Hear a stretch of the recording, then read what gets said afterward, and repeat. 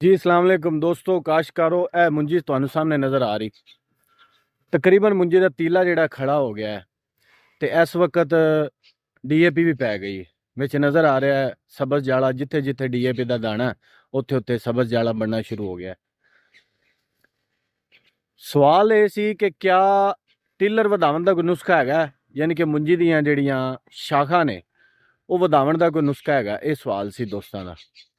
नुस्खा ये है कि तजर्बात ये चीज़ है, जिन्ना लिटरेचर इस चीज़ वो ये गल करता है कि जिन्नी खाद तोड़ के पाई जाए, खाद दे टोटे खास तौर पर यूरिया खाद जी है वो टुटवी पाओ। असी की करने बोरी 50 किलो की सारी पा दी इक्के बारी। वो कहते हैं कि नहीं, इनकी 25-25 किलो की किस्तां बनाओ, वो 4-5 किस्तां पाओ, उहदे नाल बूटा जिहड़ा टिलर मारदा ज्यादा। एक तो चीज़ ये होगी।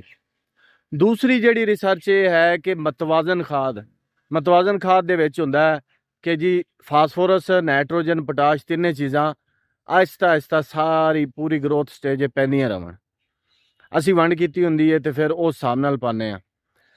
लेकिन इनका एक जिहड़ा मैं विजिबल एक एक्सपीरियंस वेख्या है, पिछली दफ़ा मेरे फार्मर ने किया भी है। NPK जिहड़ा है इहदा स्प्रे अगर रेगूलर मुंजी ते 2-4 स्प्रे हो जावन, या अगर तुसी पहली फ्लड जिहड़ी करदे पे जे यूरिया उहदे विच NPK जिहड़ा 25 kg बैग हुंदा 5-5 किलो हर यूरिया दे नाल, या हर पानी ते 2-4 जदों टिलरिंग हो रही है 2-4 पानियां च वो अगर 5-5 किलो फ्लड हो जाए, उस चीज़ का इहदे ते बड़ा ज़बरदस्त इफेक्ट आंदा है। दीपालपुर दे विच काफ़ी काश्तकार ऐसे ने जिहड़े कि NPK फ्लड करते हैं शुरू दे विच मुंजी दी जिहड़ी यूरिया पैंदी है उहदे नाल 5-5 10-10 किलो उन्हां दी क्रॉप दे टिलर हमेशा ज़्यादा होंदे ने। इस तरीके नाल जिहड़ी मैं रिकमेंड करना चीज़ कि जिहड़ा पहला तुहाडा पत्ता लपेट वाला स्प्रे हो रहा उहदे विच NPK लाजमी पाओ।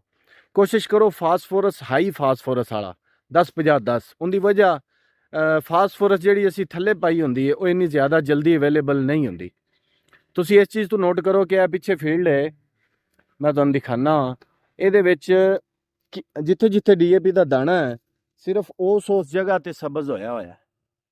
हुण कई विच पौधे ऐसे ने जिहड़े DAP तो बगैर, यानी कि उत्थे दाने दे कोल कोल भी उहदा निशान नहीं हैगा। वो जिहड़े बूटे होणगे वो बूटा घट मारनगे आटोमैटिकली, क्योंकि इक्को जी वंड नहीं होई खाद दी। ये बहुत वड्डा मसला है साडा। दानेदार खादां ने पानी झल पजीर खादां नहीं हैगियां। लिहाजा इस चीज़ नूं थोड़ा जिहा अगर कंसीडर किया जाए, एक तो सारे बूटिਆਂ ਨੂੰ ਇੱਕੋ ਜਿਹਾ ਲੈ के चलना जरूरी। DAP ਨੂੰ ਘੋਲਣ ਦਾ ਥੋੜਾ ਜਿਹਾ ਵਕਤ ਹੁੰਦਾ ਹੈ। फिर तुसी अगर पहला यूरिया का खर्चा जिहड़ा 5000 रुपया है उन्होंने अगर नाइट्रोफास से शिफ्ट कर दो तो नाइट्रोजन फास्फोरस उन्हें मिल जाती, और नाइट्रोफास का तकरीबन 8000 रेट है, 8000 तो उत्ते या थले अप्रोक्सीमेट।